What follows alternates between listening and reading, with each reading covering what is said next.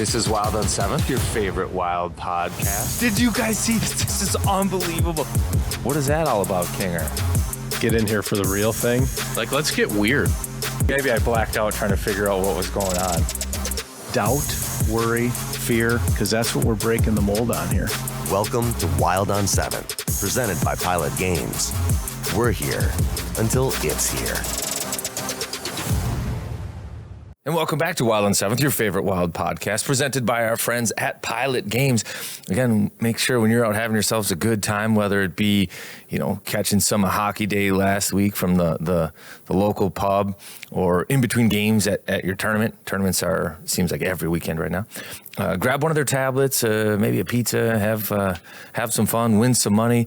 Not only do you have a chance to win some money, but your community does too, John. That's what we call a win-win-win. And again, this seems to be the segue each week right now because the Wild are on a heater. That's just kind of what they do naturally. Now, it does take a little bit of an extra session for them. What do you think about that? The Wild, 20 games now that they've been in the overtime session. Yep, and just lost one in overtime. It is so funny how much of a difference it is if you lose in overtime or lose in a shootout. You just get the stink on you. You're walking out the tunnel to the backside of Herbie's and it just doesn't feel the same. What do you make of the 20 overtime games? Why do we have 20 overtime games in 50? What does that mean? Does that mean that we I don't know. We're playing a lot of close games. Is that because we're scoring a lot now? I think if I look at the whole season, I'd say this. It's probably the passing of, a confidence torch or a good play torch in different areas of their game. So where'd we get the first 7? Let's just say, for argument's sake, it was in good goaltending. That's where they got the extra session games. Early on, we were a mess early on, yeah. Yeah, but good goaltending kept them in games and then got them to the overtime session. And then maybe you could give credit to the power play where that was on a heater, so that got games to the extra session. I think the last couple of weeks there's been some resiliency where the Wild have done a terrific job kind of post-momentum plays, getting scored on, answering back, not letting the lead get to 2 and not kind of falling out of games. So that's probably part of it too. But now I think post the Quinn Hughes trade, they've gotten to the extra session without probably the goaltending that they had early on in the year because they can get to 4 goals and 3 goals. You're playing the Stanley Cup champions, 2-time defending champs here on home ice. And that one stung a little bit because the Wild had a lead in the third period, but Florida good, bounced back. But, they don't surrender. They don't fold after, giving up a goal after a momentum play and get to the extra session. So I think the only way you get to 20, which is probably a talker at some point, and how much is too much. But I think it's different areas of the Wild game has been good and helped them get these extra points. And think about where they're at without some of those. Let's say they've only been to a dozen and they're 500 in the overtime session. So you'd take maybe an average, if you'd be on the outside looking in, or you'd be hanging in the wild card race if you drop 10 points. Yeah, I think realistically you could say they probably would drop 6 points, 4 to 6 points there. Not a huge difference, but significant, but. And it is changing the culture here. We started this pod to break the mold. And even my wife will be like, well, we still got a point. It is like people are making deposits. People know what it means. I walked out of the Florida game and, people know that, hey, well, we're a good hockey team. We're one of the teams. We're a Stanley Cup contender. That's a crazy sentence to say, right? And they know that you still got a point. Yeah, getting to overtime. Boldy scored shorthanded, right? So it was a weird thing, and then they scored on that power play, I believe, after the shorthanded goal, or close to that. So I think that there are some positives to going to overtime too. There's an argument and there's legitimacy to it where you have 20 overtime games. It's 6 of your guys that play in overtime. And now you're adding a bunch of minutes up. Let's say they average 4 minutes. That's an extra 4 minutes by 20 games. That's an extra 80 minutes of time on ice. Like that's 4 more games for some of these guys, if not more than that, stacked into an already condensed schedule. So there's probably legitimacy to the argument that it's fatiguing for the guys a little bit. But I would say on the flip side of that, there are positives that come from it too. I didn't play baseball at a high level, but hitting a home run in the 4th inning, I think has a little bit different impact than hitting a walk-off home run, in saying good night kind of thing. Think about the OT games that the Wild have won lately, the guys that are scoring and the confidence that gives them, kind of just that emotional boost. But I think that's probably worth it. The investment in the 20 bonus games or 20, overtime games as it is. Does that make sense? Yeah, and I think it's battle level too, right? You're showing a team that's willing to compete to the final whistle. Yeah. To get to the extra session, whether that's an extra 100 minutes of hockey or not throughout the course of the season. Sure, that has an impact for your top players, but it can't be a negative that we're battling to the end. What else do you have for me? Because I had all kinds of talkers dialed up on. Yeah. So how are you? Of mine today, and then it just decided that. So let's deal with this. What type of computer is that? This is actually a great little computer. I don't think so. What brand is it? It's a Lenovo. No. Nova. So that is not a thing.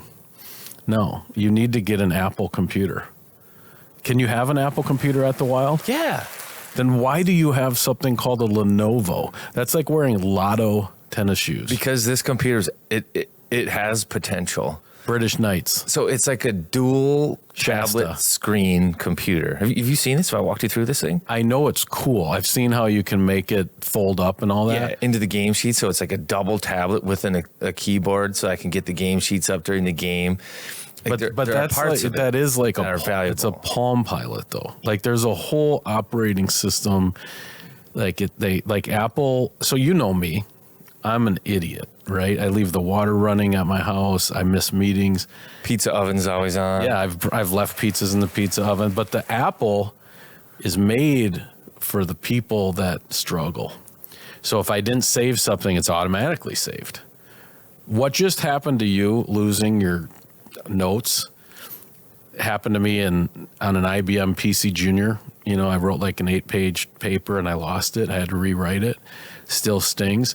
This is not a thing in 2026 unless you have writing papers or Lenovo. Oh, like it just I thought ChatGPT wrote papers. That's what you meant. The bad thing, nobody ever has to rewrite a paper. The bad things that are happening to you.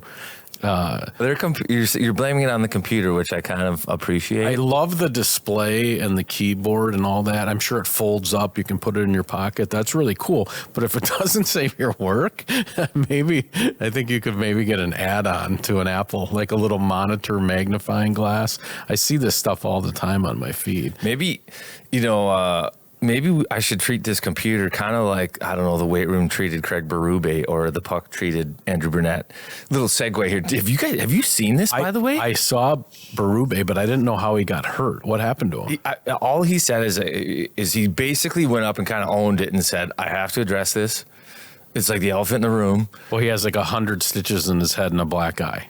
Like more than a black eye now. He looks like a character out of Mad Max. Yeah, it looks like he took a hatchet to the head. James Bond villain. Yes. So how would you do that in a weight room? I don't know. And all he said was he made a big mistake in the workout room or the weight room, and that's it. And it was dumb. That sounds like it's not true. But I am okay, sure. I don't know what that is. Maybe he lifted a weight over his head and dropped it. But he also had a black eye. Well, but the black eye, I think, is just gravity doing its job. Oh, okay. So he hit something on the head. Oh, yeah. He cut his head open. He hit his head hard, split it. And then have you seen Andrew Burnett? I missed this. When did he get hurt? He got hurt earlier in the week. So I think I love Bruno. What happened to Bruno? Not a lot of press in Nashville. So it took a little digging, but he apparently took a puck somewhere in like the forehead, upper head area too. Okay. During practice. So he kind of looks like Quasimodo a little bit, where his whole face is swollen up and he's got a shiner on the bench. Coaches, keep your helmets on. USA Hockey's got it figured. If you're a youth coach, keep your helmet on out there on the ice. Like, do you wear a helmet on the bench? No, you don't. Not on the bench. not on the bench. But so he got hurt in practice. He got hurt in practice. I got it. But funny story with Bruno on that. I think I had played 8 or 9 years, and I was like towards the end here with the Wild. Bruno was on the bench, and all my teeth were still my teeth. And have I told you this before? Yeah, you had a tough 24 hours. Yeah, it was like 3 sessions in a row. I lost a tooth. This is the guy that asked you if your teeth were fine and did like the question you're not supposed to ask. No, but I'll just go real quick. First one in practice, need a redder, 2-on-1, shoots a puck off a post, hits me in the mouth, like pushes my front 3 teeth back, 1 breaks off. Go to the dentist. I think we were able to save the 2, but 1's certainly gone. Awesome. Come back the next day for practice. We're doing PK practice, and a shot comes from the point, ramps up my stick, and hits me like right on the upper lip, right in the middle, right under my nose. Boom. So one of those ones that was pushed back, now gone too. Okay. And then the game the following day, puck goes around the glass, off a stanchion, hits me on the other side of the top of the lip and knocks out the other tooth now. So it's like 3 days in a row. That's awful. Tooth. I'd gone like 9 years with all my teeth. And then in 1 week, boom, boom, boom, gone. Like it was meant to be. But after that third one, I went back to the bench and I was like losing my mind, like half crying, like snapping. Why is this happening to me? Like why is it? And Bruno was like laughing on the bench, but he goes, but you're all good now. Like all those bad things happen in 3. So my point with that is, it's Berube, Bruno. So don't be that third coach. Take precautions, because there's one more injury coming for a coach. On Bruno's theory, if you don't want it to be you, wear protective gear. Well, I hope it's not the Colorado coach. I like his hair. We don't need to get some stitches up there. So do you want to start hockey day or do you want to start? Yeah, let's go hockey day. Okay.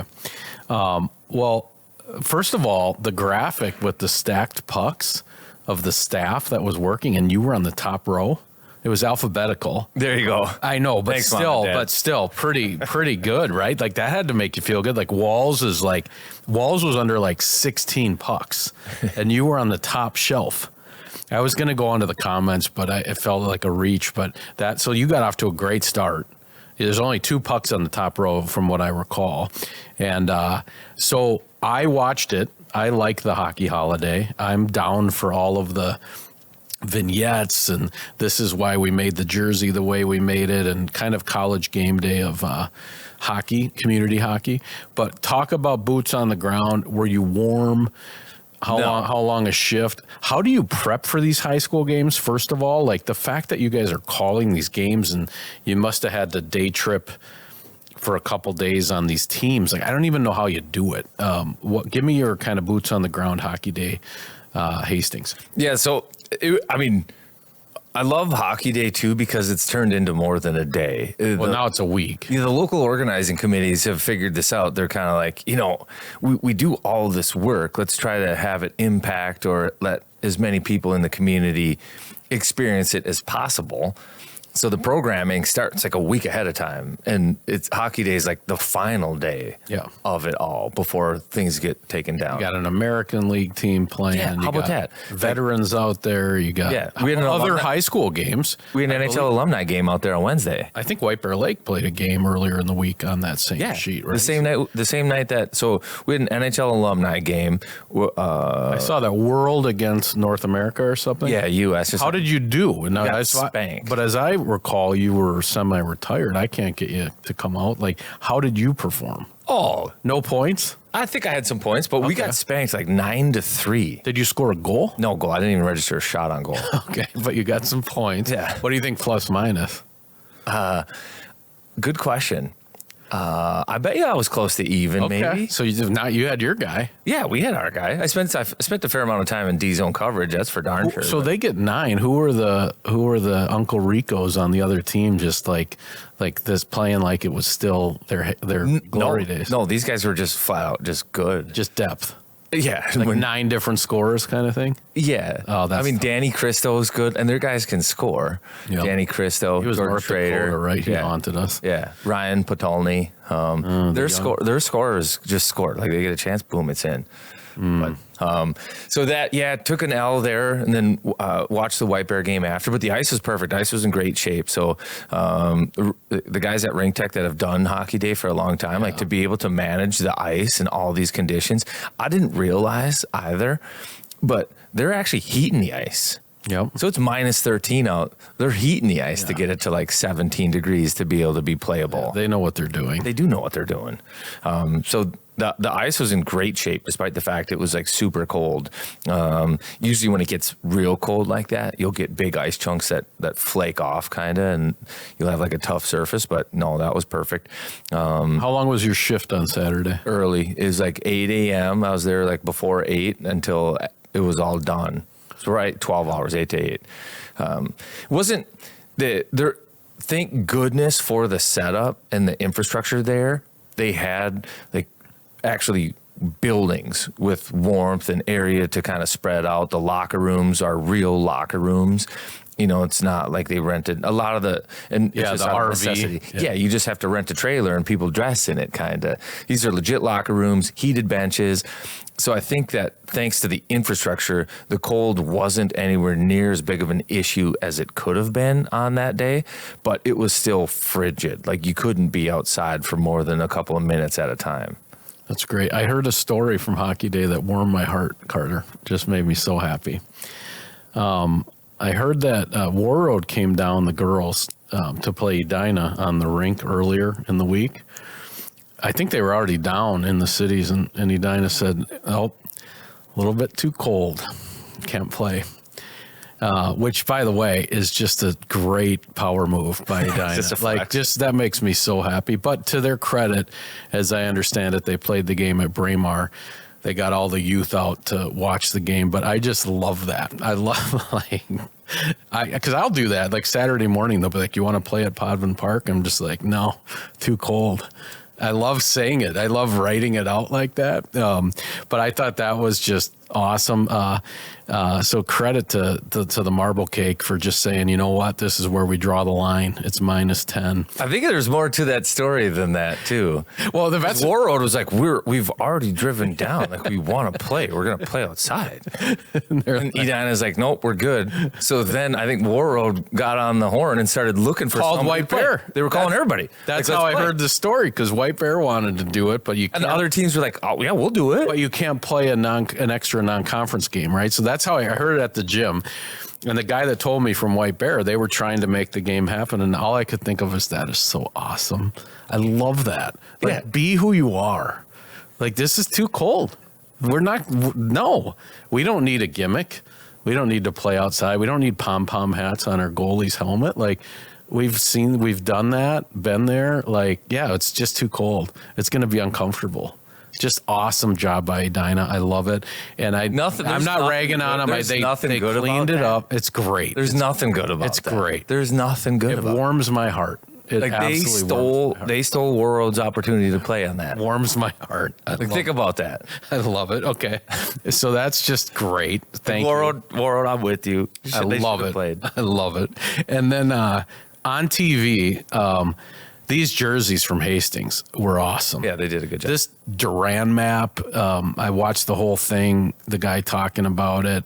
And they look like Empire Strikes Back. It was like snow camo. Like you can't even see them. I know Eastridge won the game. Walls kid, credit to him. Applause button.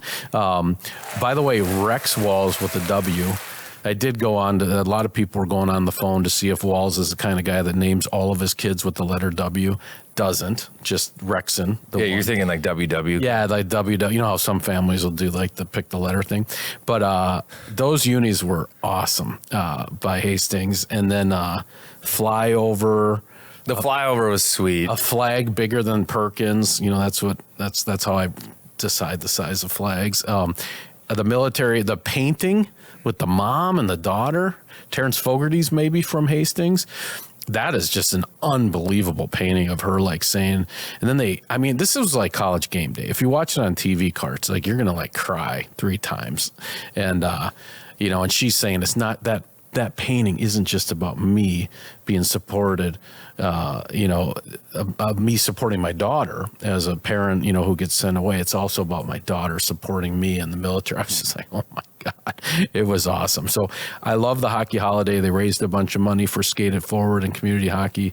FanDuel, hey, I guess this show's on FanDuel too, so tip of the hat to that. And but I thought you'd get a kick out of that. I like the uniforms from Hastings too. You know what? Unbelievable. What I kind of want to can't even see them. They're like camel. Like if you're a goalie, they would show that overhead shot of the drone. I'm like, I can't even see them. If there's too many men on the ice, they could have played with 8 guys. Yeah. That's what the white sticks. Did you see Sunday Night Football? They tried to do that. I think like put lines, like digital lines. With the snow? Yeah. But then all of a sudden you couldn't see the Patriots players. Yeah, their pants would disappear. They only did that for like 5 seconds, but I saw the same thing. They're on the sideline. I'm like, what's wrong with that guy? It was all green screen. Yeah. Because the announcers are like, they're trying to tell you where the ball is, and they're like, I don't know. I don't actually know. But then for whatever reason, Tony Romo would always know everything. He'd be like, it's at the 32. Like, he's just like, you can kind of figure it out. It's the 30 plus 2. I like the uniforms, too, and I kind of want to see it come back. Also St. Thomas uniforms. St. Thomas uniforms are great. I liked Rock Ridge because they had, like... That's right, you brought it up. I don't know if that was it, but it was like there was some granite mixed in. Granite on the arms. And then also playing Freebird as your goal song if you're St. Thomas and you look like Team USA with the red, white, and blue. And that thing started playing a little bit. By the way, your name's Maverick McKinnon. I mean, come on. I mean, that's with the flyover that day. That's just not fair. well, is this kid any good? Well, Brownhausen's name needs to be Goose. His name's Maverick McKinnon. I think he'll do okay. White Bear goalie. Teardrop. We should talk about that. I want to make one point on uniforms.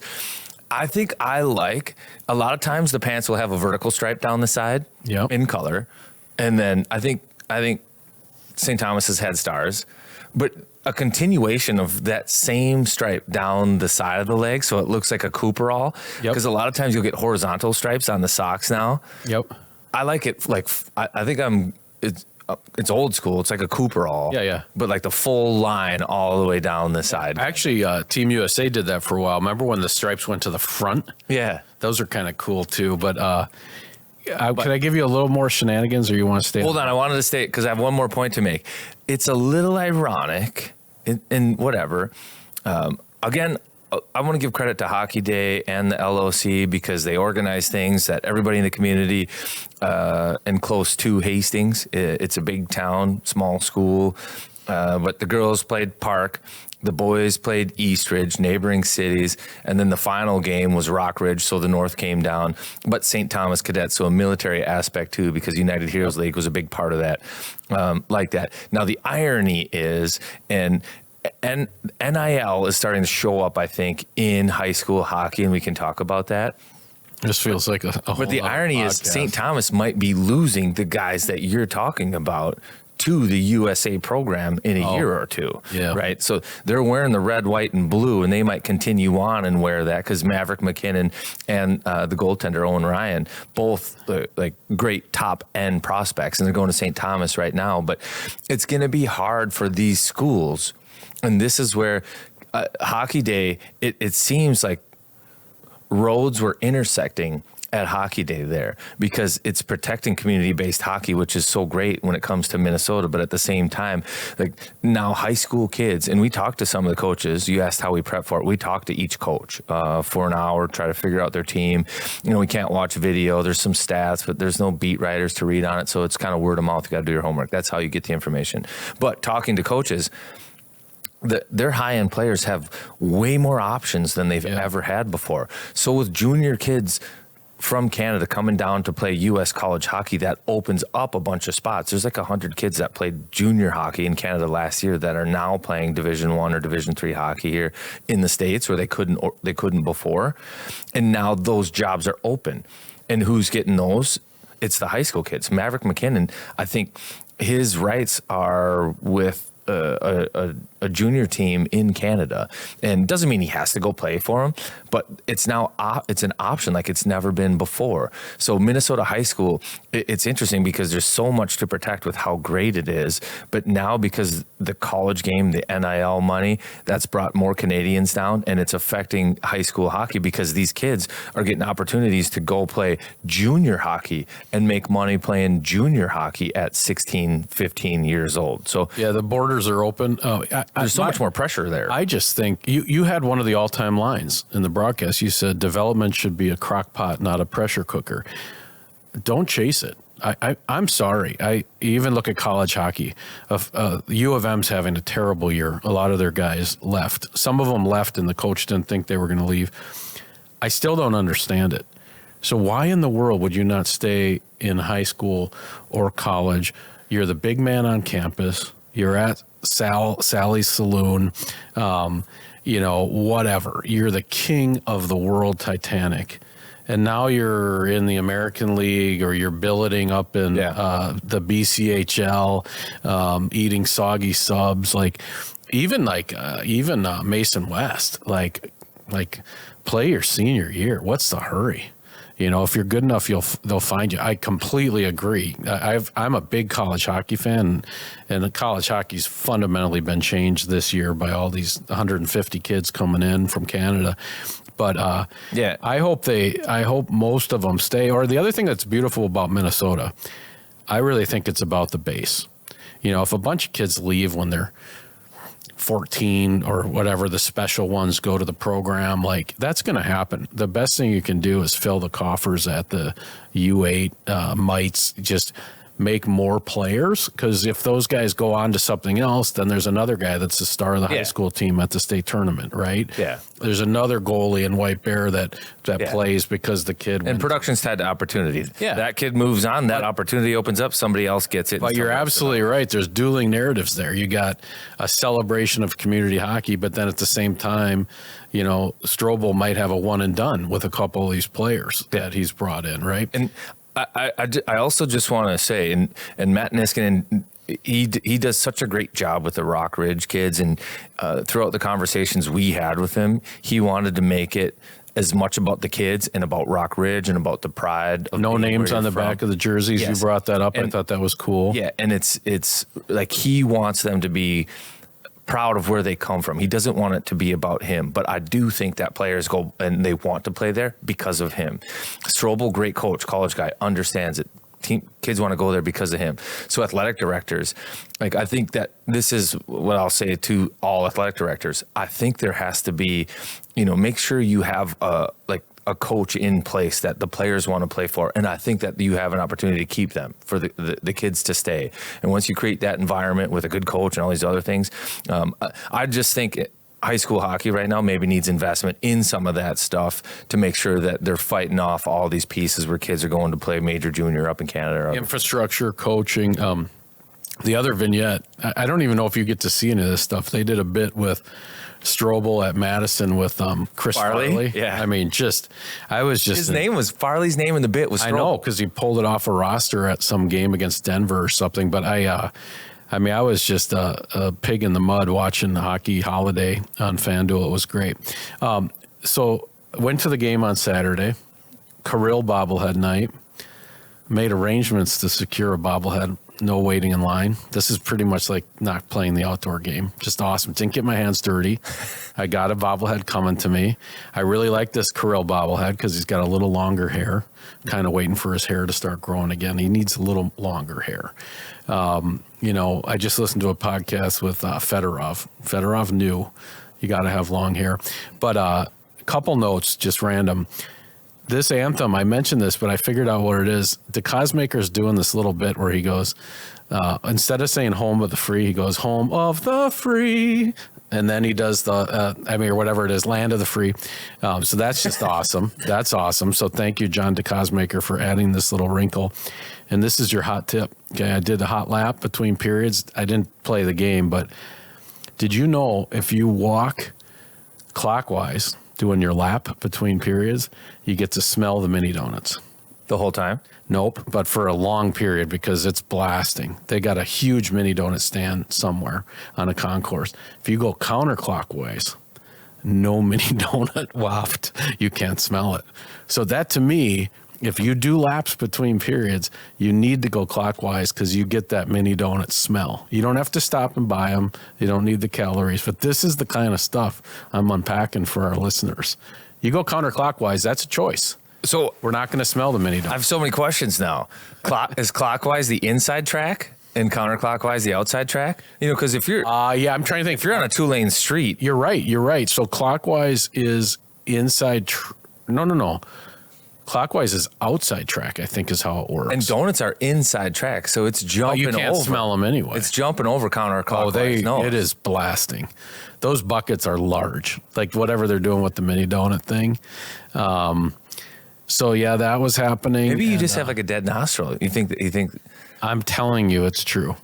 We talked about it after we got back to our seats, and we both agreed. Had we had another lap to do, we would have gone back to clockwise because of the mini donut smell. See, I mean, that's you didn't see that coming. No, I didn't lose that on my computer. I can't make sense of it. We need the analytics. I'm trying to think what else. I did think Florida did something I haven't seen. They played our defense very differently. They really were hitting Hughes. So when he was doing his spin moves, they were kind of bumping him a lot. They must have a lot of double Stanley Cup champions and were in it the year before, but they've got some guys that are very comfortable going out to the points and trying to dance with number 43 and trying to disrupt him, trying to bump him, trying to hit him. Their penalty kill was ridiculously aggressive. I mean, it's a different style. I don't think most teams have the personnel to do it. I just think you would be embarrassed, to your point. If you're going out there trying to get a hand on 43, that could go a lot worse. Well, I thought I was like, oh, okay. I didn't really like it. I thought it was somewhat effective for them, the way they were playing. Yeah. I think that what we saw was 43, at least what I noticed, was Hughes kind of get hit in the numbers almost a couple of times. Yeah, almost like they just, it's like when a D stands he's trying up to spin out of that. They're just pushing him in the chest. Yeah. And I'm sure they tell him, if you want to try to cover this guy, you got to look right at the front of his jersey, because if you look anywhere else, he's gone. And I think you look at his hip. That's what I think they're doing, is looking at his hip, because he's going to spin out of a lot of them. And they're like, if you go through that, you'll get a piece of them. And I think that's what Florida was trying. Now, I also played for Paul Maurice in Carolina. It was like 40 games. But one of the biggest things I took away from that is how much he desires just a straight north game. And his teams play fast because they are like north. And he likes up-tempo practices, like doesn't want you to slow it down. And Florida plays the right way. It's up the ice, it's fast, it's with support. Boom, boom, boom. And I think that was part of it too. Is like their guy, his assignment is north. Like as soon as Quinn Hughes gets it, it's aggressive. Next guy, it's aggressive. Yeah, and it's like, it's Marchand. I think it was Verhaeghe was on the other side. I mean, these are high-end guys trying to do this. But I mean, and Brad Marchand, it's like, I don't know if he found the fountain of youth or what, but he is still so fast and so visible on the ice. He's been playing a long time. Yeah, it is like he is rejuvenated. It might be that sunshine, the vitamin D you've been talking about. But, I mean, good battle. I loved Boldy coming back that night. That was a bonus. The shorty was awesome. He had a couple breakaways in that game, but he got the shorty. He's developing a reputation. Now, going forward, it will be interesting because I think power plays are going to start entering opposite side of Boldy. So Boldy's a lefty, and he stands up at that blue line, and he's got the hand-eye coordination. He's done it like a half a dozen times where he picks that pass off on the bump out. You know, the guy attacks the middle, bumps it wide. He picks that one off and goes for a breakaway. He's done it a half a dozen times. Now I think teams are going to be like, all right, we're going to have to enter the other side when he's on the ice and take that away from him. But, unbelievable hand-eye coordination, gets it, and then I'm impressed with like his first few strides to kind of pull away on that too when he gets those. But he protects the puck so well. Yeah, he's learned his body, hasn't he? Oh, even the one he didn't score on it, but he did the same thing. It was just like he's got that Charles Barkley, Jaromir Jagr the kind of the big ass, just you can't get to the puck. I don't know what he's doing, but maybe long arms. I don't know what. Quick hands, long arms, intelligence. Tall. And the defense has changed. So like it's a little different. His way is a little bit more skilled than a Jágr. Jágr was probably pure size and like puck protection, holding off like a Darian Hatcher kind of thing. D are a little different now. So Boldy's, I think he probably has a size advantage, even though he's not as big as a guy like Jágr kind of, but he had another play earlier in the game where he held onto the puck in the offensive zone for like 20 seconds, where like circled the wagons, went up by the blue line, cut to the middle. He's just like able to knife through everybody, then still have the puck on his tape and make a play. But it is all based on puck protection skills. Like he's dynamite at that, no doubt about it. He's good. The other thing that's interesting is seeing who's, we had this period of depth scoring a couple weeks ago where you get the Foligno hat trick. Tarasenko's still chipping in the Montreal game as well. But now you're really starting to see Kirill, X-Back, Boldy, Hughes, stars being stars. And I was just going to do a little shout out. I think we got to start getting our mindset ready for the playoffs here. Now we're all watching Sam Darnold go to the Super Bowl. We're going through our Minnesota things, all of the baggage and the things. And I notice it the most with this is a Minnesota fan. A Minnesota fan will say stuff like, is Matt Boldy better than Kirill Kaprizov? Because maybe, Kirill hasn't had as many loud points this season as normal or whatever. This is like the stuff, like the picking at the scab stuff that we just have to stop doing. We have to know that we can have nice things.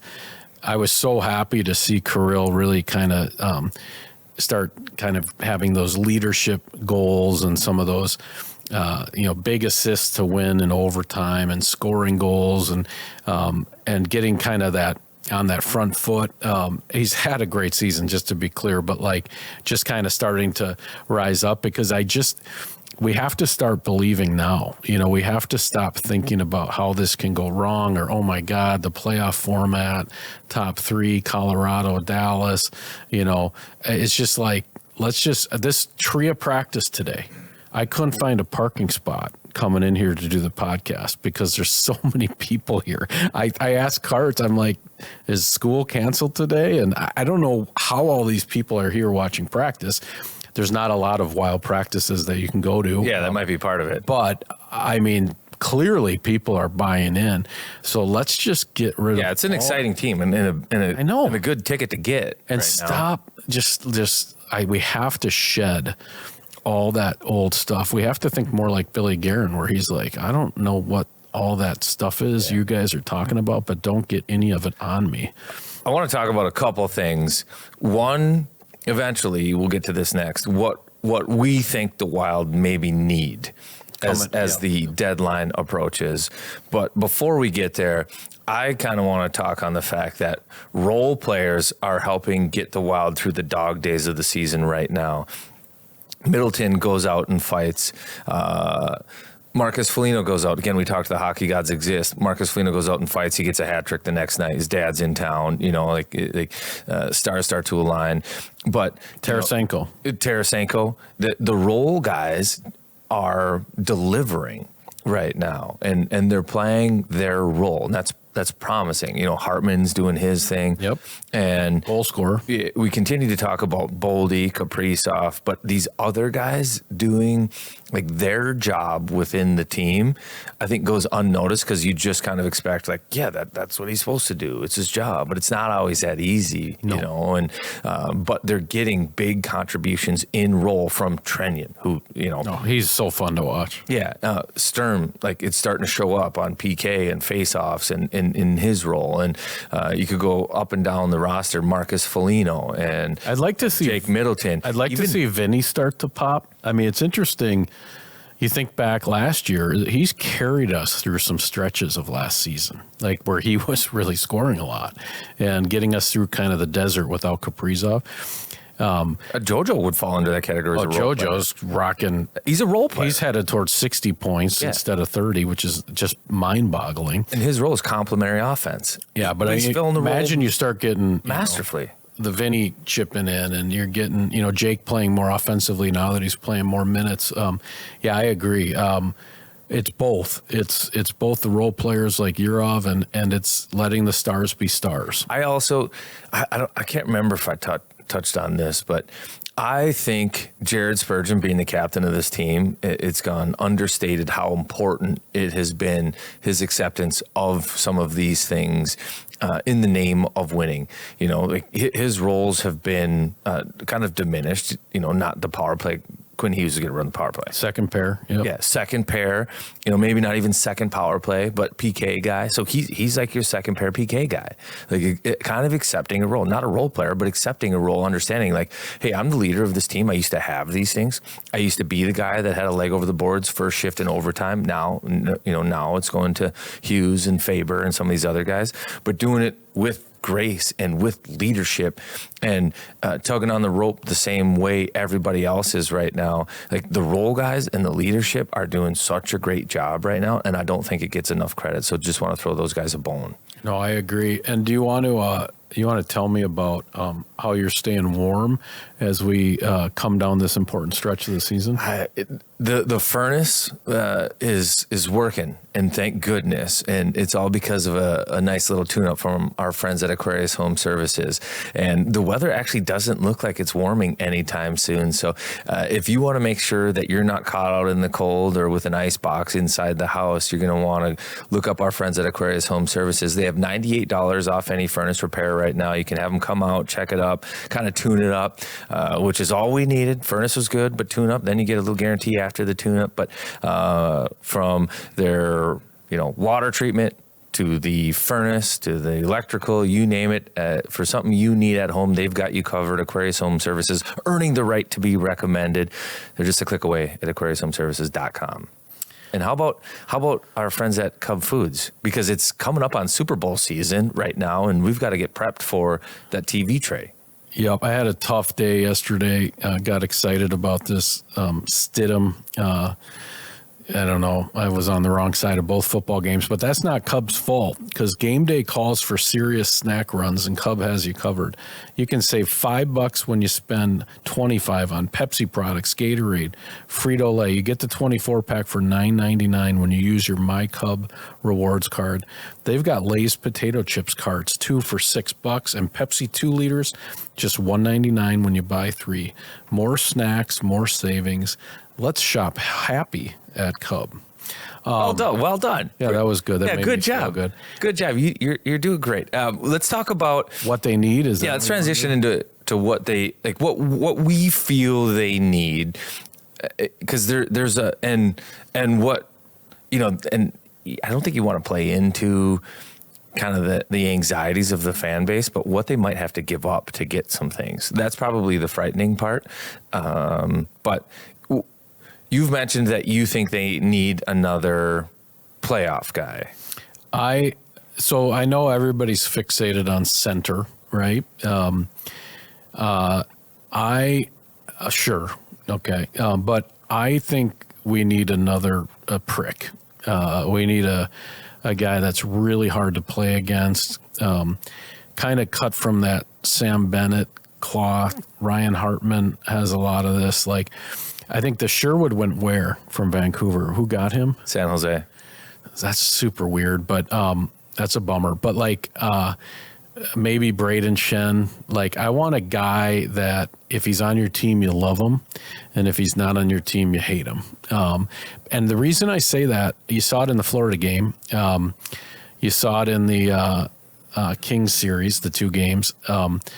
Playoffs are different, man. It's a different animal, and I know we have Trennan and Moose, but I wouldn't mind a third guy on there. What if they could get like a Brady Tkachuk? Oh, Jesus, come on. And I haven't heard that, but that's the kind of guy. Well, they are good friends, the parents, but Jesus. I would I'd buy season tickets the next day. That would be the greatest thing ever. But I don't know. It's been a horrible what's been going on up in Ottawa. They did have a big win the other day, last night, I think. But that would be amazing. Yeah, you think he's out of there? I just think it's a rotten environment, and the goalie came back yesterday, and likely that's just an internet rumor. But it's just awful. Even if it was an internet rumor like that went on, they all had to have those conversations with their wives and their girlfriends, and that's not a healthy thing. So yeah, I mean, Jesus, that's a whole different level. This Brady Tkachuk, that's like a Quinn Hughes move. But I'm less worried about the position and the center. And I just want a savage. I just want a guy like even Trennan. I mean, he teed off on a guy in preseason this year just for no reason along the boards, maybe a little elbow. And I was just like, I love that stuff. And I think in the playoffs, this is where you need to kick people down the stairs. You need to be able to do horrible things if you want to win. And I just want to make sure we have enough of those kind of the pricks. You've heard that we've heard that the Wild have, that Ryan Hartman's available. So that's not a number one for me is I would be super, you got to find a way to keep the guy. I would be super bummed out if we moved him. And who knows? He was maybe their best forward in the playoffs last year. Yeah, and he always maybe not best, but like noticeable, impactful. He's always good in the playoffs. Matt Dumba was good in the playoffs. People forget that, right? Like there are guys that are ready for the arena. They're ready to grab the dirt and be in the gladiators den. And I mean, Billy knows the window is right now, right? These next few years. So you may see some guys get traded that hurts, but trading Hartman, that would really confuse me, because if you're playing for that second season, I think his resume is all about the second season. So I think that there are pieces that they need. I do think that the Wild need to be a team that has four lines that they wholeheartedly trust. I feel that they don't mind their depth or their fourth line, but I don't feel like it's a group where they're like, yes, I'll put them out there in any situation. I have full trust in them. Well, I think they need to get there. But you're pretty close, right? So if you have Moose and Trennan together, that's 2/3 of it. If you got Ek, Jojo, and Boldy together, that's a line. I'd put the Russians together. And then you're in this situation where, do you put Hartman on the fourth line with the two bangers, and then you're looking for a center for Zuki and Kirill? You seem to be one piece away, right? I just think in the playoffs, you have to get to a spot where you're comfortable with four, and you're not robbing Peter to pay Paul. You're not giving, guys extra shifts and bumping a guy. Like, you're like, this is my group. And you just roll them. Not necessarily roll four, but yeah, we're like, you go back to I think how you're going to beat high end talent in the playoffs in the West right now is like going back to like Boston when they had four lines and it was Sean Thornton and those guys, and it was and even the Kings, they won it with like four lines, and I think that's coming back. If not, then load up on three and play three, like get that. But I think depth really matters at that point in time, so they have to find a way to get to a spot where they are fully comfortable given minutes to that fourth line and not being like, well, we have to put Kirill out there, we have to get Boldy an extra shift. I think that helps them. I don't know what that guy looks like or who that is, but I do think it's somebody cut from a similar cloth to what you're saying. Those guys are a little bit more available and a little less expensive than like your number one centerman. So Trocheck's name's getting thrown around. Yeah, Trocheck, Robert Thomas now. I mean, Ryan O'Reilly. Robert Thomas is an awesome player. O'Reilly's got the heart and soul. Yeah, I mean, I don't want to mess up the chemistry we already have, but I think what you're going to see is it'll be a bit like Zeev potentially. You trade a guy that might become Quinn Hughes. I mean, that's pretty hard to ask, but for someone that is Quinn Hughes, right? You may see some guys that are developing. So you're saying Yurov? You'd trade Yurov? I don't know. For a Braden Shen. We don't have a lot of capital, right? It might be Hunter Haight. I don't know. I don't know what we have left that people want. We've made some moves already. The Juracek thing. I think the Haight guys kind of get you your bottom six guy. Maybe. But I mean, you want a top six guy and a top center? Yurov's been great. Yeah, you're Yurov, you're Volstead. Like, to get Panarin right now, I saw the ask, and the Wild I don't know if they're not in on Panarin, but it's your first round pick. like your top prospect kind of, and then a third piece. So 3 things. And that's a pure rental. So if you're going after a guy with term, you probably have to give up 3 solid pieces. Yeah. So that's a first round pick. Well, don't have it unless they go to 2027 draft, which I think they do have that one yet. And then like your top prospect, which might be like a Volstead or a Urov. Yep. And then a third piece, like who's that? And that's what I mean, like not a Hartman, not like one of those kinds of guys, like that's where a hate comes in too. So all of a sudden it's like, man. And the thinking there becomes, hey, Urov might turn out to be Eriksson Ek in 5 years, but we don't have 5 years. Yeah, but we don't have 5 years. That's where you kind of get into that kind of tough, But if you could make that trade 1-for-1, that's Volstead might be the best goalie in the league in 5 years, but we don't have 5 years. That's kind of, I think, those are the tough decisions. It's very similar to the Zeev deal, but think about how important Wally's been. Oh, and I'm not suggesting I'm glad I don't have this job. I don't want to be. I would be paralyzed. I don't even think I would be a terrible GM because I would just lock up. But how fun is it to have a general manager that isn't afraid to swing? Like he's up to bat, the pitch is coming, he'll swing. And he's saying the time is now. Yeah, we're already a Stanley Cup contender. Now the moves I'm going to make now at the end are if we can win the Stanley Cup, like to become a favorite. Yeah, if you want to be in that Colorado conversation, you want to roll through Dallas. All that. I mean, we're right in that top 5 power rankings team right now. So it is going to come down to these little battles to get, the Sherwoods because there's all the same teams are looking for the same guys. And the other part that I think is going to be challenging around the deadline is every team is kind of in the mix. And similar to why Billy didn't have a lot of options this summer, because there weren't that many teams that are in full like rebuild mode. Like even the teams that were looking to acquire talent, like San Jose, like Chicago. So it wasn't like, hey, there's 6 teams vying for 8 guys. Like we're going to get one of them. It's everybody. You look at the West, everybody's kind of still in the playoff race. I know. You look out East, like there were rumors that Crosby and Malkin were the guys, and they're like right in the playoffs, and in the mix. So come the deadline, there's only going to be a handful of teams that are probably like, look at. Well, and they're saying that teams are going to want to move players before the Olympics because so many guys get hurt. You look at 4 Nations, like it was like a mash unit. Like besides Boldy and Faber. Yeah, so if Olympians are moving on non-playoff teams, they want to move them before. Right now. So if Trocheck's getting traded, I believe the Rangers would want to trade him before the Olympics. I mean, that's what... It makes sense to me. It makes sense. You look at how many guys got hurt in 4 Nations, and that was a different tournament.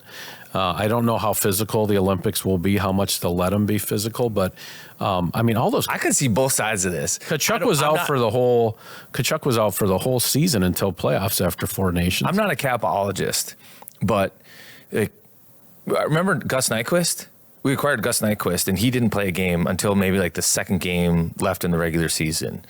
So you might have the ability to acquire guys and do the whole LTIR thing. I don't know when all these rules change. I think it's the following year, but you might be able to do some of these things and not have to have the guy play right away, if you're in a comfortable spot like the Wild are. So that's certainly an option, but I think you're right.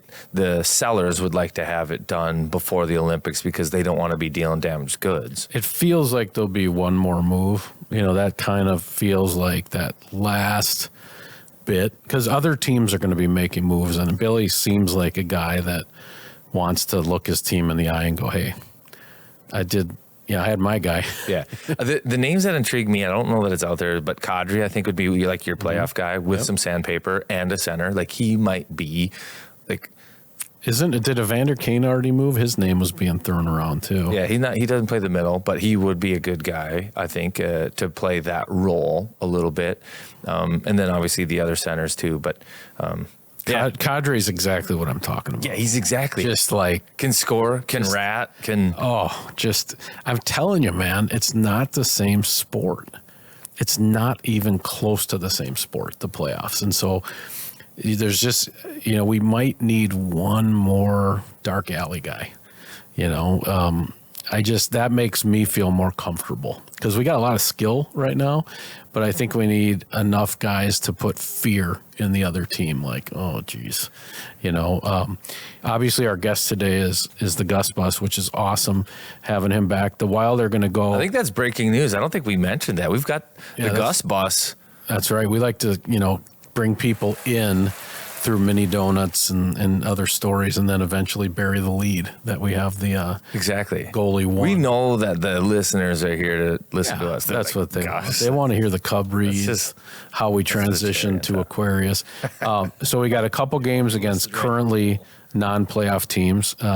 Tuesday, Thursday, Chicago, Calgary at home, and then we go see Mr. McDavid without Jonas Brodin in Edmonton on the weekend. So keep on trucking. We're getting close to that Olympic break, Carts. It's not easy down the stretch either, just travel wise. So I think you look at the games starting. I feel like they're basically on the road until the Olympic break starting Thursday. It's you go fly to Edmonton, late game in Edmonton, stay over Edmonton, home Sunday, game Monday, gone again Tuesday for Nashville, game Nashville. So it's like a 6-day road trip, kind of leading right up to the Olympic break. So it's not going to be easy. And these guys have been on the road, it feels like, for the better part of the last month. Just keep making deposits, getting that, 24 games in OT by the time we hit there. Just getting at least that 1 point. I mean, let's not take one step forward and one step backwards. At least with the 1 point, you're taking a sideways saunter. Any youth hockey updates? Are we in crunch time for you? It's late January, I guess not. How we? I missed a tournament this weekend, the Cupid Classic, which I'm bummed about. The Cupid Classic. Yeah. Okay. Hey, I also want any tournament directors out there. Oh Jesus, here we go. Can we? Whatever happened to a Friday game, 2 Saturday at a decent time, and then your Sunday game, whatever that is? What is it now? Our schedule? I don't know. I've been out of it for a while. The schedule for this one is a 1:30 game on Friday in town. So not the end of the world, but for school every tournament matter. that the kids, for every kid or tournament that the kids have had, we've had to pull the kids out of school a day, if not a day and a half early to get there. And I'm the kind of guy that's like, I want to keep my kid in school. So Friday 1:30 game. Okay, whatever, we can deal with that. Saturday 7:30 a.m. is the first one, and then like 4 o'clock then is the next one. I don't know how you expect like a 10-year-old kid to get up at 5:30 in the morning and then be able to play a second game at 4 in the afternoon. It's like, I don't know. Can we just do better? Like not have as many teams? I don't know, but the schedules need to be better. Like we're asking a 10-year-old to do stuff an adult can't do. Well, who knows how to do that is the Edina U10 and U12. We played. That's who we played. And what happened? We played Edina at 7:30 in the morning. How did it go? On Saturday. And how did it go? And I'm sure Edina was like, you know what? Yeah, let's make White Bear Drive an extra half hour, so we'll be sleeping in our sprinkled donut comforters. They got a seafood tower. They're at the rink. Yeah, a little marble cake, probably a crepe. I think it's a championship rematch from the Duluth tournament at 7:30 a.m. on Saturday, so that'll be a good one. But I have to miss a whole tournament because of this road game in Edmonton. So but how are the teams? Give me one word for each team. One word about how it's going. I don't know. The 10s are chugging along. So the 10U. So consistency for 10U? Yeah. I think it's the same battle with momentum, maybe. With every coach right now. It's probably consistency. Okay. And if the girls show up and they skate, we got a real good chance. Okay. If they're like disinterested in skating, watch out. Yeah. And the 12s are, gosh, what are the 12s? They're kind of figuring it out. There's riddle. Yeah, maybe the word would be riddle. Yeah, like I think there's identity. There's been some disappointment with that group, and they're at I'd say the precipice. Okay, so they're going to have to figure it out. Yeah, it can go one way or the other. Yeah, they're at the precipice. Okay, that's a really big word. Yeah, that's awesome. I've been working on big words. I like that. On my youth hockey update, is my wife is looking for the Winter Carnival medallion. That's right. Which means I'm just home alone all the time. Just like eating and TV tray and watching 2 football games. And so like how many hours a day is she out grinding? I mean, it's unbelievable. All daylight. What do you get if you find the medallion? This year it's $15,000. She's on the scent too. They think they're dialed in. I've been sworn to secrecy. I can't explain where, but yeah, if you want to get an air tag on her car, you could. Has she been close? Oh God, she's found it. So she found it once. I saw her sign an autograph within the last 2 weeks to someone in a book.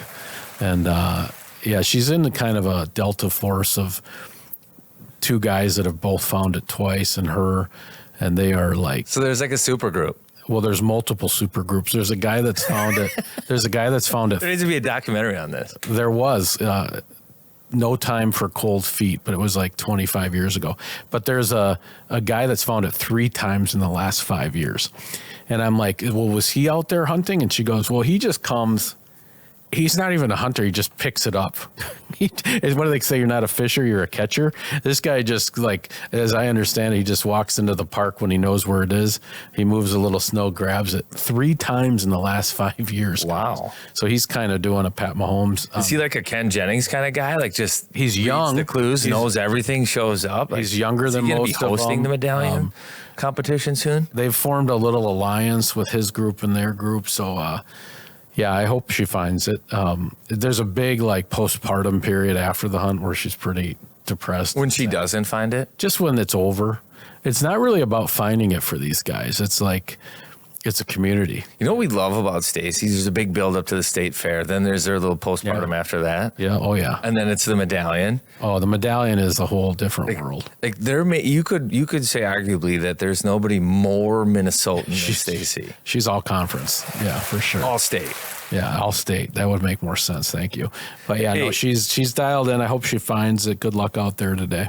Well, all right, it's a clue 9, so it's almost over. What? How many clues? You'll know by the next time we record. There's only 12. And do they release a clue every day? Midnight. Yep. Every day for. Every morning I wake up about 4:30 in the morning to her phone light, and she's noodling and trying to figure out what the clue means.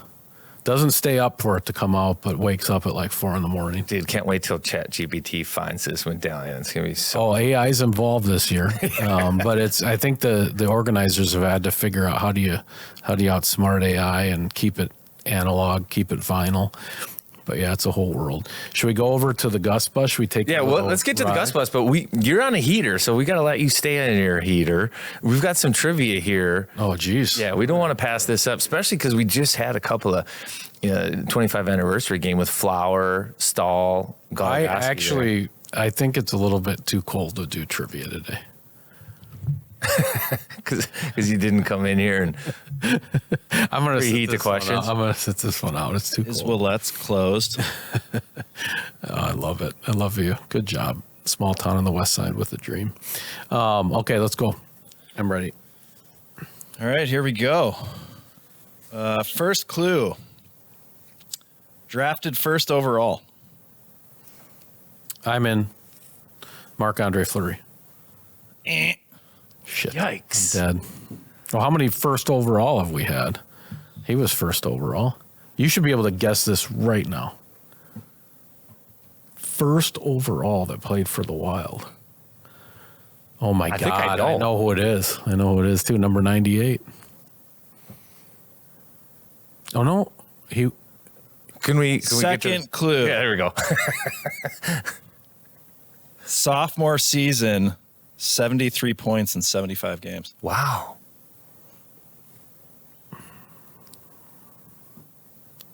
That's a lot of points in your second year. It is. Clue number 3, played over 1,000 games in the NHL.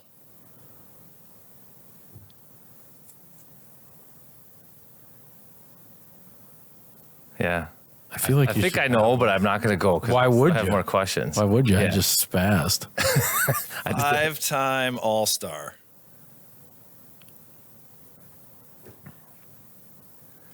Am I allowed to think out loud just to confuse you? Yeah, but First overall. I mean, the Wild have only been around for 25 years. So he's got to fact check ChatGPT here. Better fact check. Now you're making me nervous. First overall guys that rolled through town.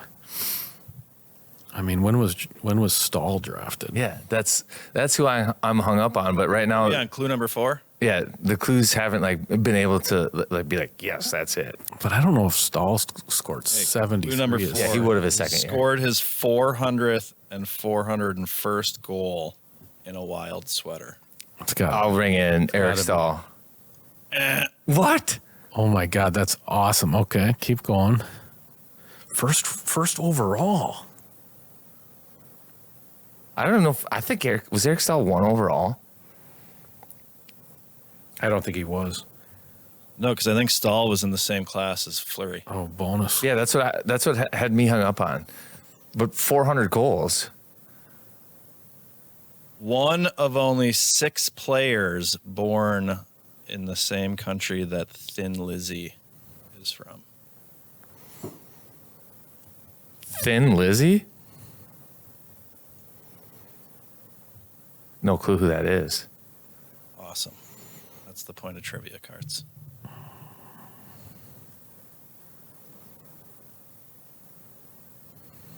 Dramatic pause. Next question. You might not even have any more questions. Famously called his shot to score a hat trick. Was it Brian Rolston? All-Star game against Dominic Hasek in 1997.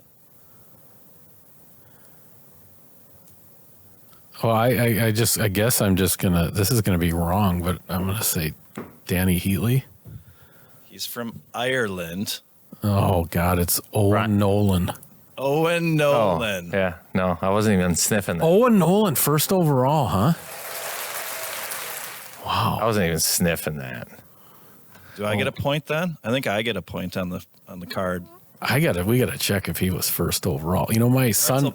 Cards will check it right now. My son had Yeah, round 1, number 1 overall in the 1990 NHL entry draft. Owen Nolan had a McFarlane Right now, by the way. a McFarlane figurine. You remember these? They little. Oh, yeah. And in order to get my son to walk down the aisle for my brother's wedding, we had Owen Nolan at the end of the aisle, which he wanted, and he got to the seats at the end of the altar, and then he played with an Owen Nolan. Would he have been on Toronto when he had the figurine? He must have played for the Maple Leafs too, but. This is a very tooth-heavy episode for me. So I chipped a tooth. On Owen Nolan? Well, Owen Nolan chipped a tooth of mine. Yeah. He's cool. That's like having Tom Hardy chip your tooth. I think I've told this one too. I can't remember where I tell these stories. Have I told you the nail file story here? I don't know. Oh, okay. Yeah. I was playing with Anaheim, and there was like a little scrum in front of our bench, and Owen Nolan's stick kind of gets up a little bit, and caught me like in the tooth, chipped my front tooth a little bit. And I have to go back, get a little wax, put the wax in so like it doesn't hurt, go out and play like blue wax. And we weren't going back to the States for a while. So after the game, I'm down in the training room, and the dentist who's supposed to be there to fix any issues, dental issues that pop up during the game. Mm-hmm. High quality dentist. He's like, I didn't bring any of my tools today to work on any of your teeth. I just didn't think I'd be doing anything. And I was like, what? Like, you're the dentist that's coming to an NHL game to be the dentist if anything happens. You didn't bring anything? And he's like, no, but your tooth is too sharp. I can't let you like out of here. You're going to cut your mouth up if you're going to try to keep playing. He's like, does your trainer have a nail file? So he walks into the trainer's room and goes in like out of the trunk and gets like a used fingernail file, and then lays me down on the bench and uses a fingernail file to Are you file my any tooth. Medication on you? No, just files down like the sharpness of my chipped tooth. No. The with sound a of used that. nail file. The sound of that alone is just. Can you like imagine like the black nail files that are like 6 inches long? I'd have to be put under for that. Just on my teeth, and eventually I was like, I'm good. At least I'm good. laughing Just give gas. me more of that wax. So I had an abundance of this blue wax that I just walked around town. You know, Huss, I Teeth. technically said Owen Nolan. Is that 0.25? I did. I said it. The listeners. We'll give you 0.49, but unfortunately we round down.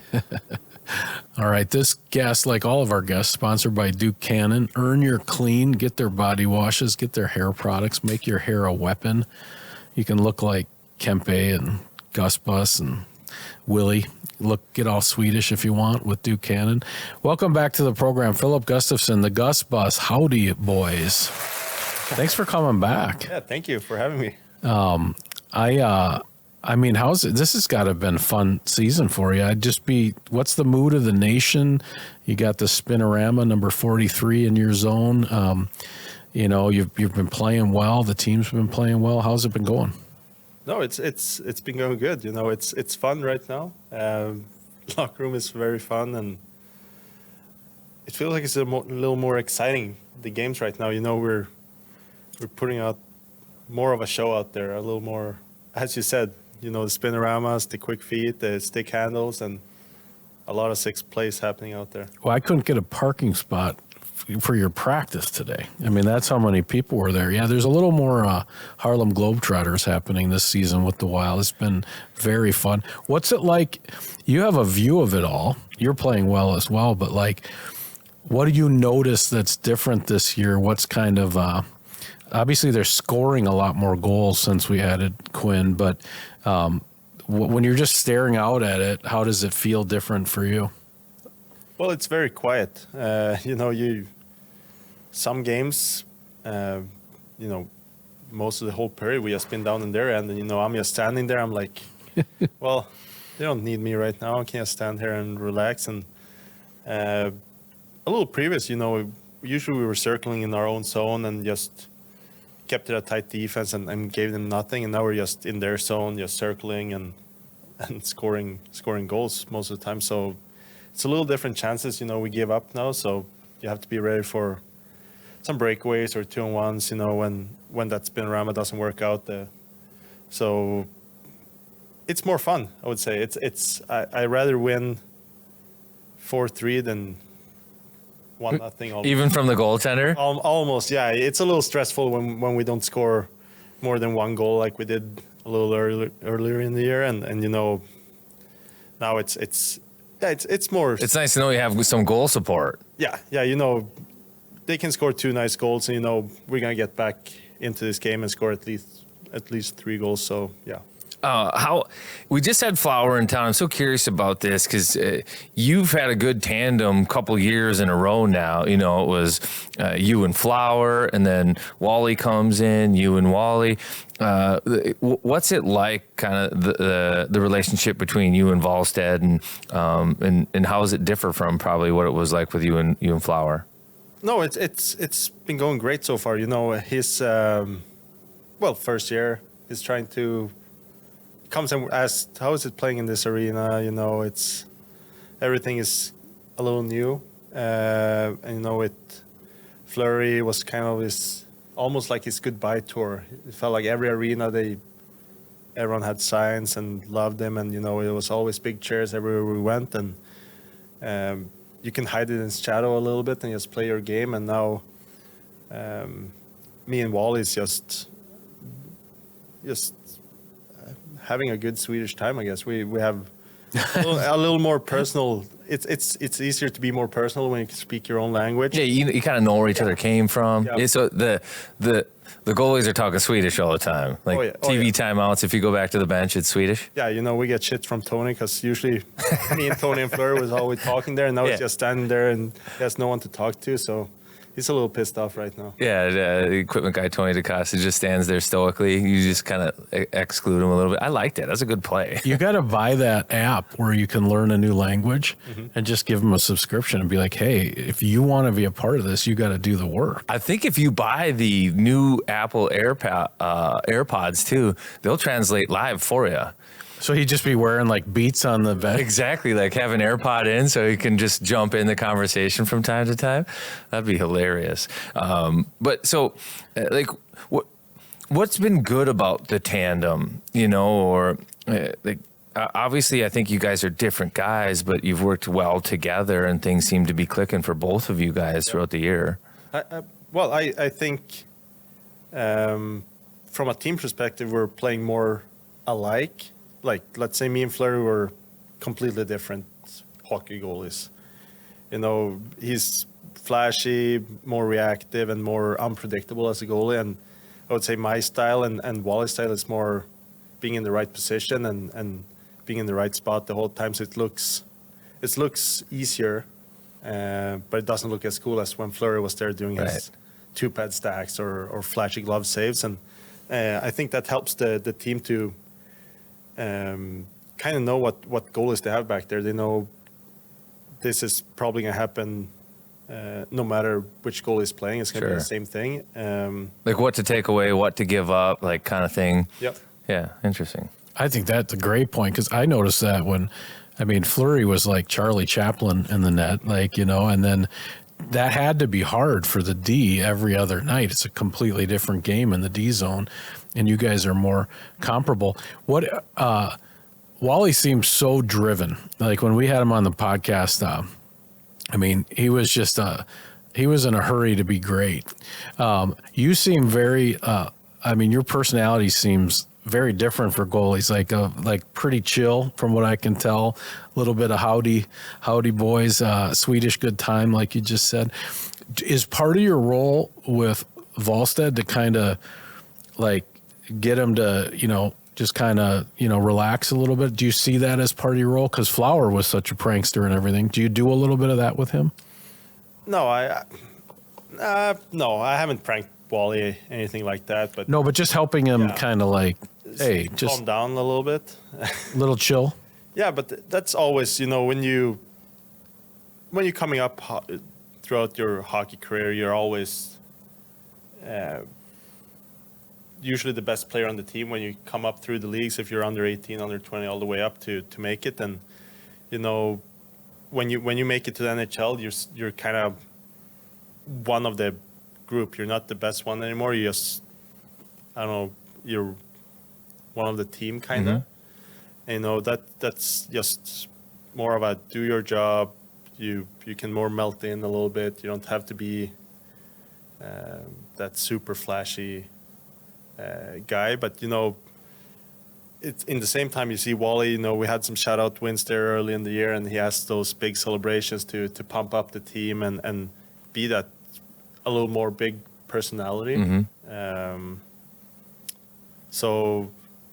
Yeah, it's more about keeping it a little more lower there. You know, it's so many games. You know, it's going to be some ebbs and flows, and you know, sometimes you're going to lose a few games in a row, and you're going to feel like you can't stop a beach ball, and that's when you kind of have to be kind of more steady and not just full gas off the gas. It's just ride the course more. I like it. A little bit of wisdom, kind of the father figure in the cage. What's it like? What is Gus the dad like at home? Like, are you a mini stick guy, or you know you doing the laundry, cleaning the bibs? Like what's it like at home in the Gustavsson house? Right now, I'm the big dinosaur back home. You know, it's from one week to another. It's just a big dinosaurs everywhere. He's running around screaming like he's a dinosaur. And so you got to play the role. Yeah, right now I'm the dinosaur, you know, running every 15 minutes to the bathroom, trying to learn how to get off that the diaper thing. And I would say I'm more of the fun playing guy, and my wife can do the cooking and help out with the laundry because they're getting a lot of mess when he's eating. So I just try and play around with them and running around. So you're doing, like, who's doing the heavy lifting with the potty training, I think is what we call it. How old is he? Oh, so he's the oldest now is 2.5, and you know, we tried a little bit and it didn't work out, so we went back to diapers, and then from one day to another we're like, you're going to get ice cream if you go to the potty. He's like, yeah, let's go. So we did it once, and now he thinks he's going to get ice cream every time he goes to the potty. So he tries to go and pee every 15 minutes. So it's been working now. Oh, that's good. So, like, how are we training him? Like, stand up, sit down? Like, how do you make this work? I've only got daughters, so I, you know, like. Yeah, it's probably a little easier. You know, we lift him up. He has a smaller seat up there, and you know, I try and tell him you have to point it down. A few times, you know, it's a bullseye. Yeah, you definitely got to point it down. It's not pointing down all the times. You know, we had to change a few pants and clean the floor a little bit, but he sits there and he's trying. You have to point it down. I'm going to actually see if I can start getting ice cream when I go to the bathroom at home. I think that's a great idea. Hey, I do this thing. I pretend my hand's a dinosaur with little kids as a huge hit. You can eat some food, maybe get some water. So if you're ever stuck, I'm just going to give you that one for free. Hey, I wanted to ask, World Juniors, was that is there any banter about that? I went to the championship game and I was right in the Swedish section. Yep. And first of all, great bone structure from your fans. I've never seen more beautiful people. And this song they played was unbelievable. I got it on my phone. I don't know what it is, but was that a thing in the locker room at all? Kind of like it's in St. Paul. The Swedish team was dominant and won. Was there any talk or not really? Well, it kind of died down when the U.S. got kicked out on the quarterfinal, and it was kind of dead. And then, next team fell down in the semifinal with Canada there. So it was kind of ramping up, and we're saying how we're gonna beat them and all that stuff. It just kind of died down, unfortunately, because it never got to the point where it was actually exciting. Will you tell me? I don't know if we'll end up using this or not, Karts, but this song, I love it so much, but I don't know what they're. Yes, I don't know what they're saying. So it's kind of like from the humor group, De Vete. So it's like a spoof. Well, they're kind of all their songs. If you go into their songs, they're very foolish. A little. So this is the band you're talking about, or the artist? I think it's like three guys, and they have one guy is called like the DJ. It's always like without a shirt, trying to be ripped, just standing back there, hasn't said a word, and then. I mean, that's an all-time goal song. I mean, Freebird's been great, but when that thing would break out and everybody was standing up, what are they actually saying? No, in the beginning it's just oi oi oi. Oi, oi, oi, yeah, it doesn't mean much, and then I think they do count to 4, 1, 2, 3, 4. Okay, and so that's all. And then it said something in English. So I don't think it's actually mean. Is that a Swedish band? Yeah, it's like a group that made like weird songs before. Yeah. It's. I mean, whoever chose that, it definitely. I think they had the previous ones too. Okay. So they had one for 5 years, and then they went to a random song our year, and then they went back to this group with a new song. They try and do some the world championship songs too, or soccer songs. So it was fun in the building, I'll tell you, watching these people stand up, and they loved it. It was great. Hey, with the Olympics coming up, couple of questions. In the trophy case at home, and we've asked this a few times before, let's say you have, I don't know, a bookshelf, but you're going to display your trophies on it, and there's like 4 different levels. Different height shelves. Yes. So you've won a Stanley Cup, you've won a gold medal, you've won a World Junior gold medal.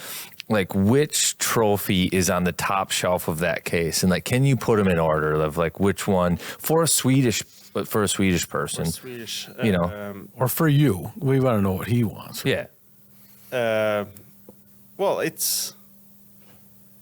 I would say the Olympics is probably, it's 1 or 2. I'm just trying to think. Stanley Cup is so hard. It's like, it's almost like would be easier to win the Olympic, but then it's every 4 years. Yeah. And you might not even. And you have to be good a couple of years leading up to it. Yeah. So that's what, you get, if you have a good NHL career, you can have 10 chances getting the Stanley Cup, and you might only get 2 chances to get the Olympics. Mm-hmm.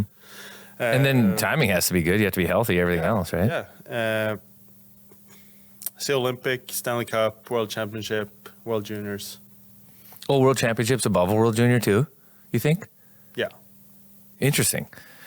I would have thought World Juniors maybe above World Championships, but the European countries, I think, do. And I think Bill Guerin and USA Hockey, and I don't know about Hockey Canada, are trying to put more importance on that World Championships tournament. I think the World Junior tournament has always been important, but now the World Championship is becoming, the U.S. is trying to keep up with, hey, this is an important tournament, Yeah, because previously they always sent college teams. college kids, and it was different. And U.S. would have good talent, but they just wouldn't come together. You end up playing a Sweden or some of these other teams, and you kind of get rinsed a little bit because they take it a little bit more seriously. But interesting. Hey, another question on the Olympics: how much power does the Swedish Mafia here within the Wild have to maybe get like a guy like JoJo on the Olympics, because he's having a pretty darn good year? Yeah, no, it's weird. You know, I thought he was going to be on the team. You know, he got voted the best player in the World Championship this post spring, and it's been great for us all fall. And you know, coming short on getting the roster spot was for me a little surprise there. And you know, I've seen a few injury rumors going around for the forward side, so there's still a chance. There's still a chance. I hope there's. Yeah, and he still played well. Like he's continued. It's not like he was playing hard just to make the Olympic team. No, like he's been good. Yeah. And he's a one-man breakout. I mean, he'd be great for the Olympics too. Staying on the Olympic theme, I don't know how much you know these guys, but I'm curious about a few of your teammates. Willie Nylander seems just outrageous, party on wheels. This Kempe seems like an assassin, like a James Bond. I don't know. He seems like a president to me. He seems cool, though. Landeskog seems kind of like Braveheart, too. Carlson's probably got a Lamborghini somewhere. Do you have any context on any of these four beauties? Willie, Kempe, Landeskog, or Carlson? Any stories, or can you make them even more interesting in my mind than they already are? No, well, Landeskog, I've never got the chance to play with or against. So him personally, I don't know. I just got a text from him in the group chat right away that he should get some sleeping pills to get adjusted to the European time zones. All business. All business, yeah, straight away. But no, yeah, Willie is he's everything you see. He's that person. He seems to love the big moment. He's not scared. He's flashy. He'll wear the turtleneck with the chain. He just seems like a good time. Yeah, and you know, I used to play more with his younger brother Alex, and you see Alex is more quiet, and then I met Willie for the first time, and he's everything you see online. That's kind of who he is, and it's funny to be around. That's awesome. And now you're a gamer, right? Mm-hmm. So how many Wild players are gamers? What's the Wild culture on gaming? I'm not a gamer, but I you know, Sega 94. But what's the game, and like how many guys are playing? Is this headsets, I assume, at your own houses? Yeah. Okay. Well, we got practices after games always. Video game practices after games? Yeah, usually we after wins, you know, you come in like, hey, let's get this going. We need to go home to practice. Go home and play Call of Duty with. So that's the game. That's the number one game. Yeah, we usually play that after. And online or like on a console? No, we play online. Everyone's. But through a console or like through a computer? Because Call of Duty's. You can do crossplay, so it doesn't matter. We usually on computers. Okay. I play with mouse and keyboard, and they play with their like a PS4 controller or PS5, and we play some war zones. And Jojo's the best, Suki's the most passive and most thoughtful, and then Eki is kind of exactly what you see out on the ice. He's just fucking it's okay, not swearing. He's just running it down and just you have just the juggernaut. Yeah, he's literally the juggernaut, just running into houses and clearing them and getting face washed. So you guys are like a team that goes through and like completes tasks. And so Zuki's hiding in a bush. You're like SEAL team, whatever. Yeah. So it's funny. There's always like we give Suki all the money. Because if you die, you can go to the spot and buy people back in. Because once you're dead, you're kind of dead, and you can buy people in. And we give all the money to Suki so he can run back and revive us when we're going in and dying. Because since he's the passive guy, he sits in the corner there and collect the money for us and run and buy us back. Well, he likes to be the banker too, though, because then he can decide who comes back, who doesn't come back. Does your team have a name? Like, are you called? Is there a squadron name? No, I don't think we have a team name yet, but we're working on it. We're not really up there to parse with some guys. You know, Saturday nights after games, there's some very good players out there playing Call of Duty. So, like you'll go against like another team of 4 and kind of gets. No, it's so Warzone. You're like I don't know how many teams there are. There's one map. You're like 15 teams by 4, and everyone's just last team to survive wins. So we're just landing down there. We're always landing the same spot. So, you know, for the last 2 years, we've been landing at the same spot and you know, very, very specific, our routine there. And we just go around and try and get them. Have you ever had a game, you win a great game on the ice and then you won the war zone? You were the last team out of 15, same night? Oh, yeah. Oh, that's nice. That's like a different version of a Gordie Howe hat trick. That's a big night. Warzone victory, NHL victory. So JoJo's the best? JoJo's the best. What isn't he the best at? Like the best dress, the best golfer, the best Call of Duty? Yeah, what does JoJo suck at? He must be bad at something. Oh, well, everything. So about, yeah. So JoJo is, everything he's actually very interesting in is so nerdy. So let's say hockey is very good, golf is very good, he knows his cars, Call of Duty he knows everything about, but then he could text me 5 o'clock or call me 5 o'clock, hey, I got a pop-up on my computer, should I press OK or just cancel it? I don't know what to do. There's a Nigerian prince that needs money. Yeah, so you know, I have to go over there sometimes and I just have to open up his Windows folder and just press this and you're good. And it's like, you sure?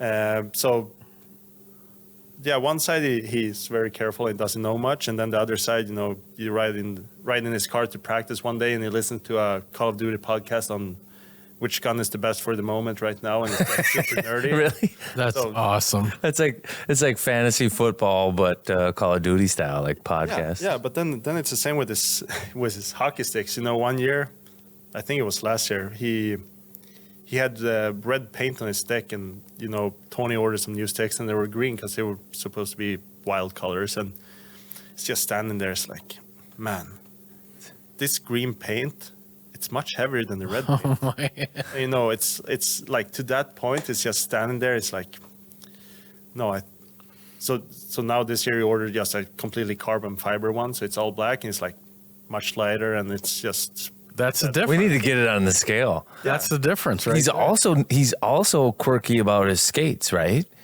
Yeah, now it's a little less. You know, he used to switch skates once a week, I think. Yeah, like every 3 days. Yeah, and I think it's got a little better. He switched the skates now, and like every couple of weeks, huh?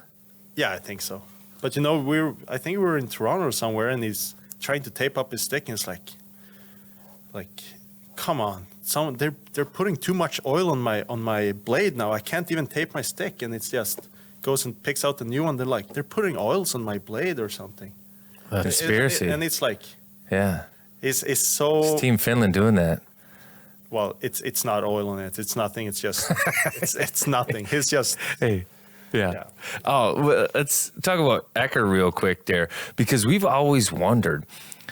He is the guy like hockey going right to the net front, like he's going to eat 1,000 punches. Mm-hmm. Is he allowed to have a weapon in Call of Duty? Does he actually fire back? Because we've been wondering if he's ever going to fight, or like how he can take so much pain. You know, like is he the Wolverine? Like just like recovers instantly. Like what's he? Well, he's just picking up that submachine gun and he's just running into buildings and. Yeah, he's allowed to have the guns. So he's got a guns. You know, he's running in there, running prey and just shooting. And you know. He just yells, "Cover me!" basically, and starts running. He gets friendly fire too, just like in hockey. Like, and then you know he's always screaming, "Where are you guys?" And you know he seems the other side of the map, just running it down. It's funny. Where are you guys? That's so great. Hey, I was going to ask you. So Quinn Hughes comes in. He was a captain in Vancouver. You know, we haven't had him on yet. We're in, you know, on the internet, he's sort of this Victorian ghost because he stares off into space on the bench and stands in the middle of the shovel girls and Frozen. But what is he like in the room? Is he vocal? Does he lead by example? Does he play Call of Duty? Like, what have you learned about 43 since he got here? No, it's more vocal in the locker room. I would say it's not like Moose. I can tell you that. Moose you can hear in the locker room. Quinn is more quiet, and he's kind of speaking when he needs to speak, kind of more. And he's taping a stick by the equipment guys and just having chats about random stuff before the games, and more quiet. As you said, he's staring there on the bench, and people notice he's jumping funny over the boards to get on the bench. He kind of climbs the boards. And you're a gamer. Have you noticed like his controller will freeze from time to time out there on the ice? Have you seen any of those things on the, No. Really? Oh yeah. Where he powers down. Yeah, he just chills. Like it'll be like a TV timeout, and the shovels will just have to go around him, and he literally doesn't move. Like it's like the controller honestly froze. He doesn't exert any energy when he doesn't have to. Yes. Let's just say that. Probably because he's playing 30 minutes a night. That could be something to do with it too. Yeah, funny. I want to go back to some of the Olympic stuff because, Swedish net is like it's Kiprasov, it's Lundqvist, it's Kiprasov. He's a Finn. Shame yeah. on you. Yeah, shame on me. Shame That is on a you. Finn. Tomasalo. Yeah. But the Swedes have had great goaltenders, and we could go on and on. But how does it feel for you to be like the guy now? Like you pinch yourself. Like you ever have like a moment you're like, I can't believe it. Like I've got Sweden's net. Yeah, it's such a weird feeling because it feels like you just play hockey still, you just play hockey, and I think it's gonna be way more cooler when you kind of retire a little bit, when you can look back and see what you actually achieved when you played the game. But Yeah, you're kind of in the meat grinder right now. You're not like reflecting on it. no, now it's it's Olympic meeting with the team. You kind of like, you have to sit in the meeting, listen, and stuff like that. And it's kind of so weird. I don't know. A few years back, you were just on the bus going between AHL cities, and now you play here with Minnesota, and then all of a sudden you get the call to go to Milano and play for your country in the biggest national tournament. Yeah. So it's just. And then you're like, well, as you said, it's Lundqvist was there last time when they won the gold 2006 with those sick TPS pads, and you have Lundqvist there, and then you have me here, and you're like, it's a little weird.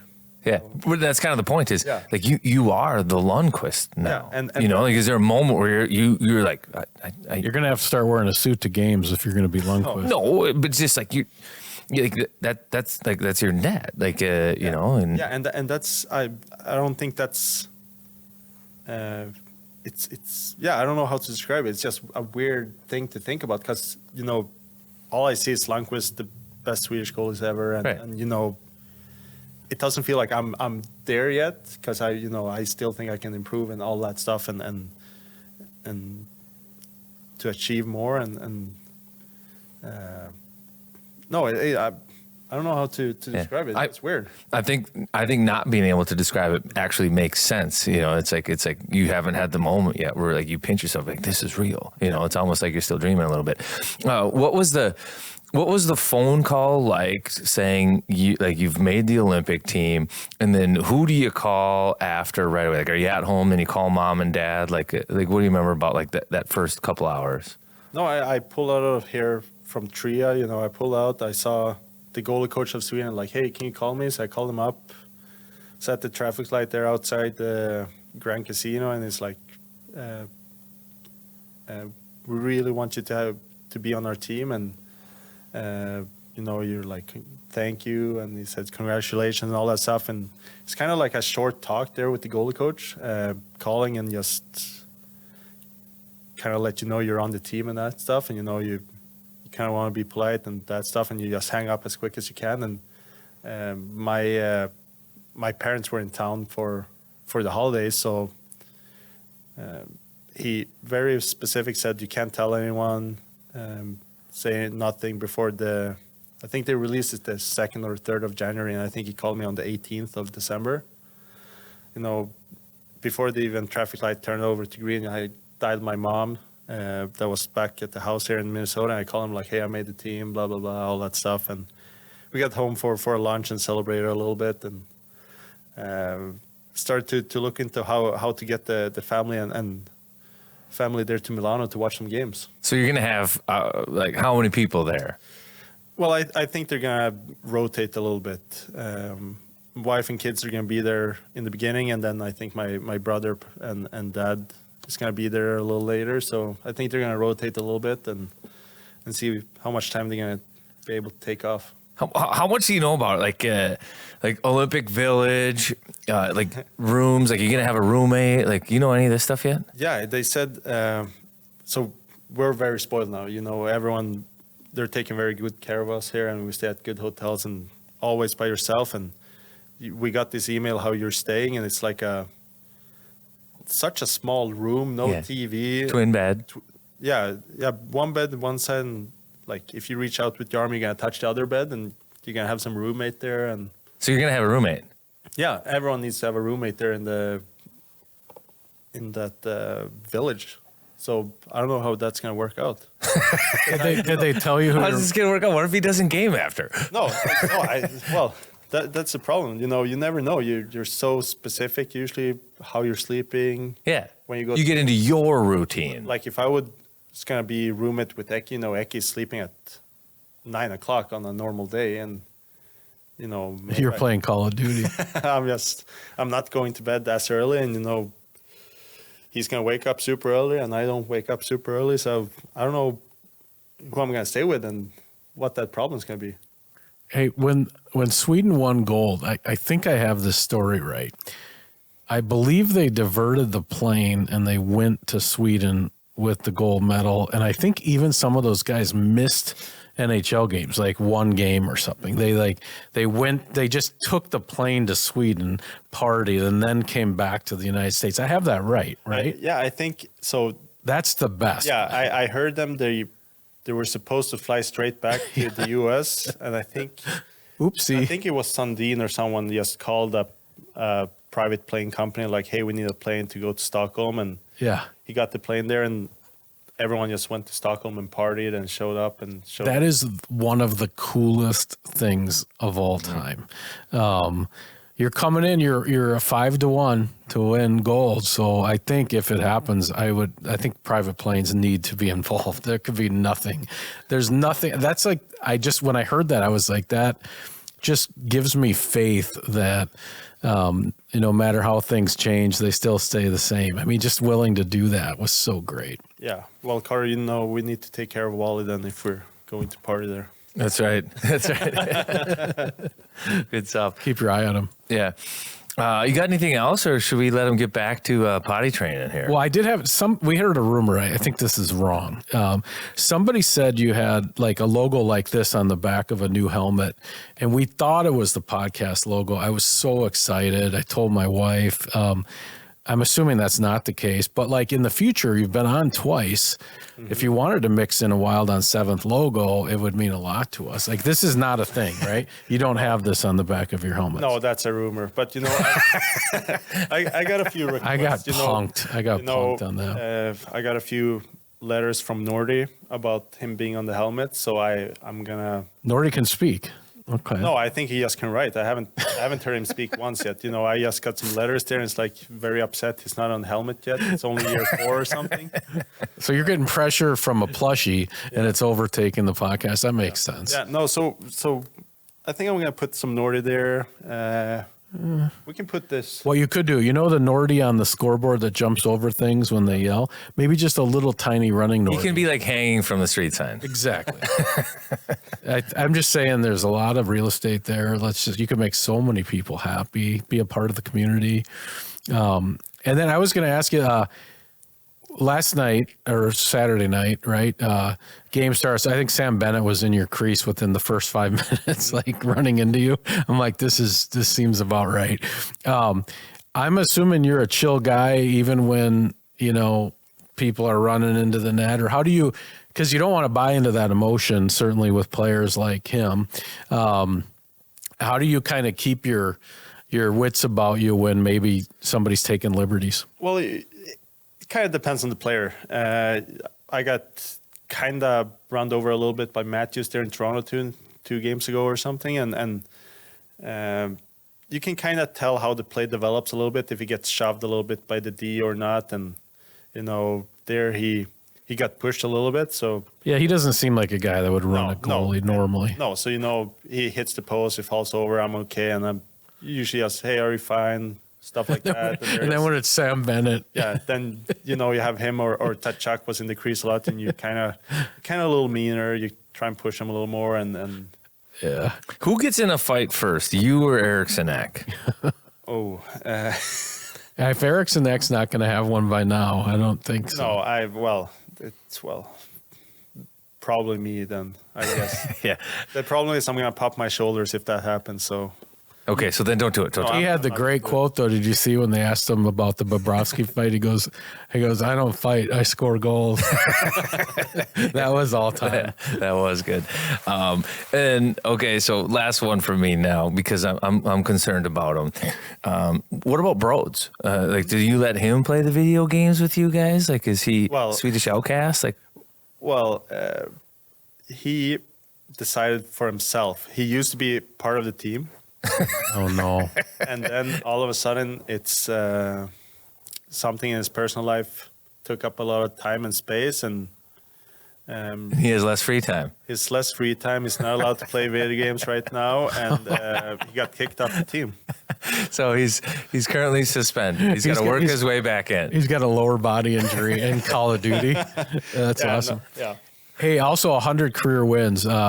Congratulations on that. I know that just from listening to you, it seems like you can't appreciate all this stuff until it's in the rearview mirror a little bit, whether it's the Olympics or success in the NHL. But congrats to you on that milestone. That's pretty great. And you're playing great. You have been for a while. So it's been awesome to watch you and enjoying this season so far. Yeah, fun stuff. Appreciate you giving us some time. We know you're busy. Good luck on the potty training in the Olympics. If we don't talk to you before that, continued success throughout the rest of the regular season and into the playoffs, man. Always fun catching up with you, buddy. Thanks for coming.